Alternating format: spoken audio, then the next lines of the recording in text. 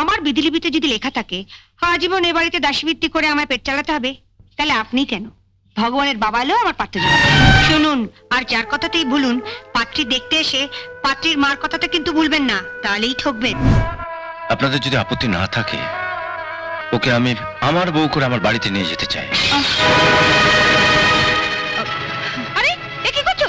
ছাড়ো ছাড়ো ছাড়ো, আটকে তো যাবে। ছাড়ো ছাড়ো ছাড়ো, আমি তুলছি। আরে না না, আমি তুলতে দাও। বলছি আমি তুলছি, তোমাকে তুলতে। আরে কে বলছে? এসে এসে এই তো থাক থাক থাক, এসে এসে এসে এসে। দেখো তো, চিনতে পারো আমাদের বাবলুকে? কি করে চিনবো? ও তো একেবারে সাহেব হয়ে গেছে। থাক থাক বাবা। দীর্ঘজীবী হ।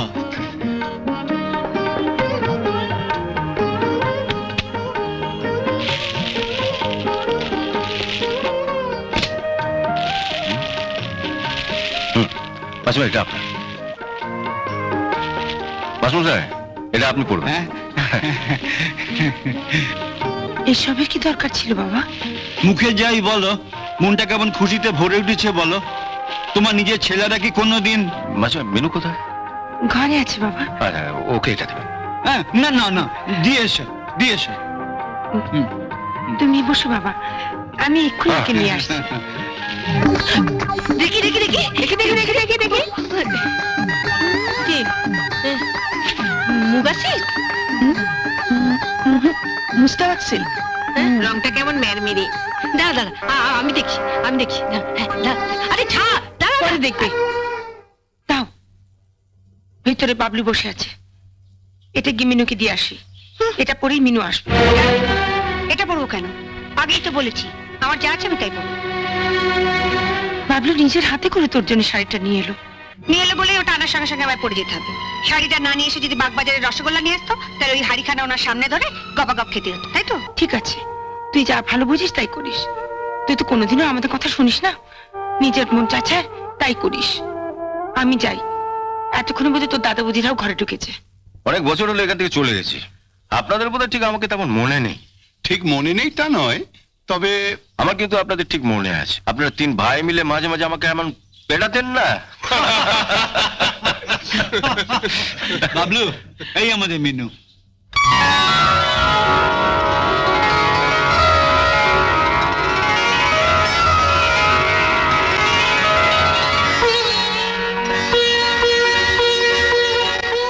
বস।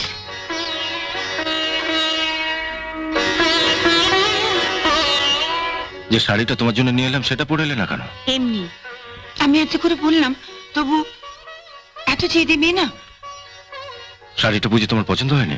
পাগল, অত দামি শাড়ি আমার পছন্দ হয়নি বললে তো গা শুদ্ধ লোক আসবে। তবে পরলে না কেন? আর তাছাড়া সত্যি কথা বলতে কি, আমি গরিব স্কুল মাস্টারের মেয়ে, অত দামি শাড়ি পরার অভ্যেসও আমার নেই। আপনি আমার জন্য পাত্র খুঁজে দেবেন বলে দয়া করে আমায় দেখতে এসেছেন। আমি ঠিক যা তাই দেখে গেলে আপনার বোধহয় পাত্র খুঁজতে সুবিধে হয়, তাই না? কবে আপনি আমাকে দেখবার জন্য পাত্রকে নিয়ে আসবেন সেটা নিশ্চয়ই আগে থেকে বাবাকে জানাবেন। আমি আপনাকে কথা দিচ্ছি, তার আগে আমি এই শাড়ি পরাটা অভ্যেস করে ফেলবো। আর পাত্র এলে আমি এই শাড়িটা পরে দাঁড়িয়ে বলবো শাড়িটা আপনি আমায় দিয়েছেন।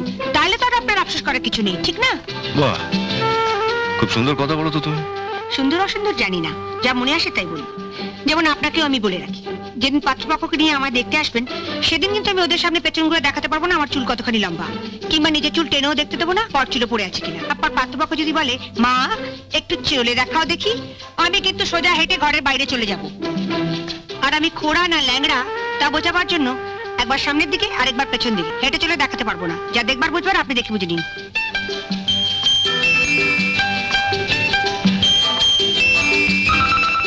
বুঝলেন তো? কিন্তু যারা তোমাকে বাড়ির বউ করে নিয়ে যাবে তারা তো নিশ্চয়ই চাইবে যে তাদের আজকালকার বাড়ির বউ মানে তো বাড়ির ঝি, তার উপর যদি আমার মতন গরিব স্কুল মাস্টারের মেয়ে হয়। আমি তার বৌদিদের মতন কপাল নিয়ে আসিনি কে যে বাড়ির বউ হয়ে যাবো সে বাড়িতে আমার মতন একখানা ননদ থাকবে যার কাঁধে সংসারের সমস্ত দায়িত্ব চাপিয়ে দিয়ে আমি বৌদিদের মতন পটের বিবিসে যে গায়ে হাওয়া লাগিয়ে বেড়াবো। বৌদিদের উপর তোমার খুব রাগ দেখছি। ওসব রাগটাগ বুঝি না, যা সত্যি তাই বলছি। সামনেই তো আছে, জিজ্ঞেস করুন না মিথ্যে বলছি কিনা। আমি আবার কাউকে ভয়টাই পাই না। তুমি ওর কথা কিছু মনে করো না বাবা, ও ও মুখে যাই বলুক, মনে কিন্তু শুনুন, আর যার কথাতেই ভুলুন, পাত্রী দেখতে এসে পাত্রীর মার কথাটা কিন্তু ভুলবেন না, তাহলেই ঠকবেন। মিনু। প্রত্যেক মাই কিন্তু মেয়েকে বিয়ে দেওয়ার আগে পাত্রপক্ষকেই একই ধরনের কথা বলে। ওই যে বড় বৌদি বিয়ের আগে মা বাবার সঙ্গে আমিও বড় বৌদিকে দেখতে গেছিলাম। তখন বড় বৌদির মা বললে আমার মেয়ে খুব শান্ত, সাত চড়ে নাকি মুখ থেকে রা বেরোয় না। অথচ এ বাড়িতে আসার পরে বৌদির চিৎকারে এপাড়ার যত কাকপক্ষীগুলো সব এপাড়া ছেড়ে দিয়ে ওই বামুন পাড়ার বটগাছাতে পাশা বেঁধেছে। কি বলেছে এটাই আমি? বলুন মা। মা, কি হচ্ছে কি? কি হচ্ছে মানে? আমি চুপ করে থাকবো? একটা বাড়ি লোকের সামনে বলে কিনা আমাকে? আচ্ছা তুমি বাকি, দুটো জগন্নাথের মতো দাঁড়িয়ে আছো। চুপ করো। বলে কিনা আমি চেঁচাই। না না, নিন এবার কানে হাত চাপা দিয়ে মিলিয়ে দেখুন সেদিন বড় বৌদির মা কতখানি সত্যি বলেছিল। আচ্ছা, আমি তো তোমায় দেখতে এসেছি। তোমার তো উচিত ছিল ভবিষ্যতের কথা ভেবে চুপচাপ থেকে আমার কথার উত্তরগুলো ধীরে সুস্থে দেওয়া। না বাবা, আমি যা আমি তাই। এটা আবার বিয়ে হয় হবে না হয় না হবে। আমার বিধিলিপিতে যদি লেখা থাকে আজীবন এ বাড়িতে দাসীবৃত্তি করে আমার পেট চালাতে হবে, তাহলে আপনি কেন? ভগবানের বাবা এলেও আমার পারতে যাবে বিধিলিপি মানো? না মেনে উপায় কি? এই ধরুন না, আপনি আমাদের বাড়িতে থাকতেন, আমার দাদাদের সঙ্গেই পড়তেন, আমার বাবাই আপনাদের চারজনকে পড়িয়েছেন। কিন্তু আজ আপনি কোথায় আর আমার দাদারা কোথায়? আপনার বিধিলিপিতে ছিল আপনি বড় হবেন, হয়েছেন। আর আমার দাদাদের বিধিলিপিতে ছিল কেরানি হবে আর যে যার বইয়ের আঁচলের তলা থাকবে, থাকছে। মা, মিনু কিন্তু অত্যন্ত বাড়াবাড়ি করছে। তার চেয়ে বলো না মিনু আপনি সত্য কথা বলছে। না না, বলছি তার একটা কারণ আছে। আমি যে বাড়ির বউ হয়ে যাব, তাদেরও তো এ বাড়ির লোকগুলো চরিত্র জানা দরকার। কি ঠিক বলছি না? বৌমা, তোমাদের মধ্যে কেউ যদি একটু চা করে নিয়ে আসে।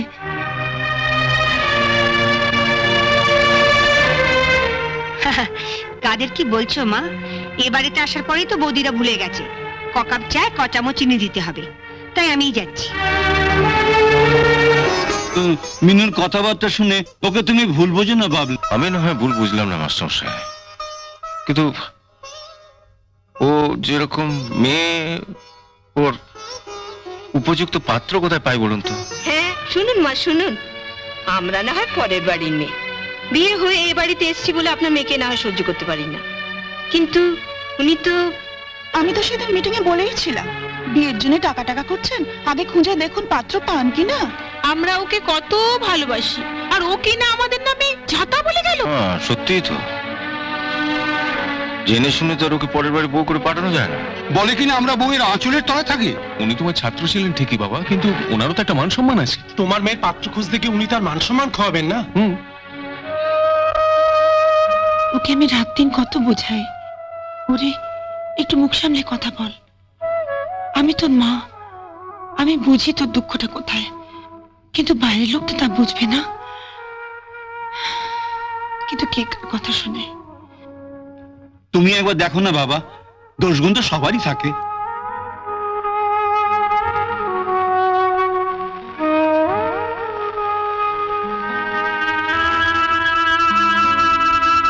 না মাস্টারমশাই, আমার চেনাশোনা তো এমন কেউ নেই যাদের বাড়িতে ভরসা করে ওকে বউ করে পাঠানো যায়।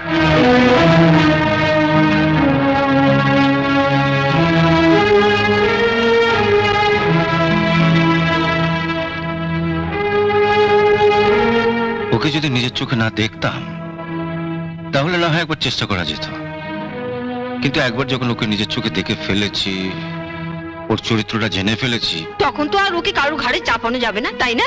হ্যাঁ ঠিকই বলেছে, অন্য কারো ঘাড়ে চাপানো যাবে না। তাহলে কি ওকে যখন নিজের চোখে দেখে ফেলেছি, তখন অন্য কোনো বাড়িতে বউ করে ওকে পাঠানো যাবে না। আপনারা এখানে সবাই আছেন, আপনাদের যদি আপত্তি না থাকে ওকে আমি আমার বউ করে আমার বাড়িতে নিয়ে যেতে চাই।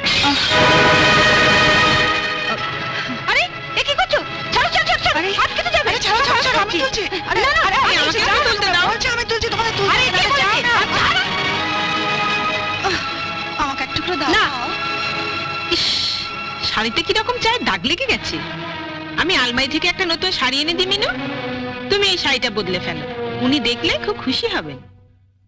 ওকে শাড়ি পাল্টাতে দেখে আমি যতটা না খুশি হব, তার চেয়ে অনেক বেশি খুশি হয়েছে মুহূর্তের মধ্যে আপনাদের সকলকার চরিত্র পাল্টে যেতে দেখে।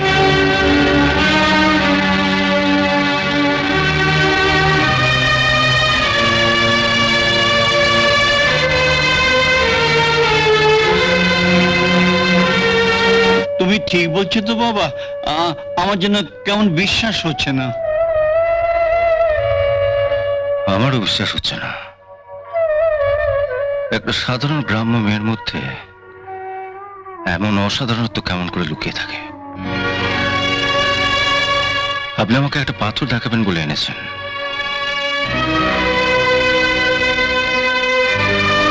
কিন্তু এ তো সাধারণ পাথর নয়, এ তো পরশ পাথর। মিনু, তোমার মতন আমিও বিজলিপি মানি। আমার বিজলিপিতে আছে তোমার সঙ্গে আমার বিয়ে হবে বলে বিয়ের বয়স তো আমার কবেই পেরিয়ে গেছে। এতদিন বিয়ে করলাম না কেন? আসলে বাড়িতে পঞ্জিকা আছে? হ্যাঁ বাবা আছে। আপনি দেখুন সামনে কোনো বিয়ের তারিখ আছে কিনা, আর দরকার পড়লে কোনো পুরো ঠাকুরকে ডেকে পাঠাতে পারেন। আমি ছাতে আছি, চা খেতে খেতে কথা হবে।